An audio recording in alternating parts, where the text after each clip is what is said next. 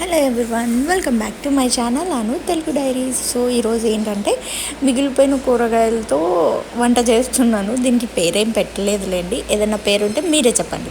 So ఏంటంటే కొంచెం half onion, 4 capsicum and కొంచెం చిక్కుడుకాయలు ఉన్నాయన్నమాట. ఎటు కాకుండా ఉన్నాయి, ఏం చేయాలో అర్థం కాలేదు. అందుకనేసి కొంచెము పెసరపప్పు వేసి ఫ్రై చేస్తే పిల్లలు ఇష్టంగా తింటారు, పెసరపప్పు వేస్తే కమ్మగా కూడా ఉంటుంది కదా అనేసి స్టార్ట్ చేశాను. సో ఒక గుప్పెడు పెసరపప్పు అయితే నానబెట్టి పక్కన పెట్టాను అనమాట 1 అవర్ బిఫోరు. సో బాండీలో ఆయిల్ వేసి, ఆయిల్ వేడైన తర్వాత ఆనియన్స్ అండ్ చిక్కుడుకాయలు, పసుపు, ఉప్పు వేసి మూత పెట్టి మగ్గిచ్చేసాను. అవి బాగా మగ్గిపోయిన తర్వాత అందులోకి కట్ చేసి పెట్టుకున్న క్యాప్సికమ్ కూడా యాడ్ చేశాను అనమాట.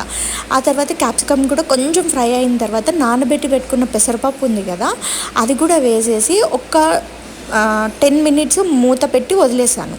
సో పెసరపప్పు వేసిన తర్వాత ఒక 10 మినిట్స్ మూత పెట్టి వదిలేసిన తర్వాత అది బాగా మగ్గిపోతుంది. పెసరపప్పుతో పాటు క్యాప్సికమ్ ఇవన్నీ కూడా బాగా మగ్గిపోయిన తర్వాత దాంట్లోకి కొంచెము కారం యాడ్ చేసుకున్నాను అనమాట. చాలా తక్కువ వేసానండి, ఎందుకంటే మా చిన్నోడు అసలు తినలేకపోతున్నాడు.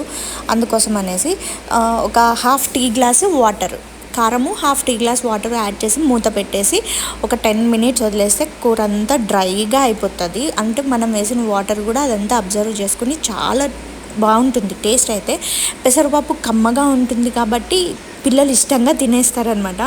సో దీనికి పేరు ఏం పెడితే బాగుంటుంది అనేది కామెంట్స్లో చెప్పండి నాకు. Thank you so much for watching this video. Please do like, share, subscribe to my channel Anu Telugu Diaries. Thank you so much.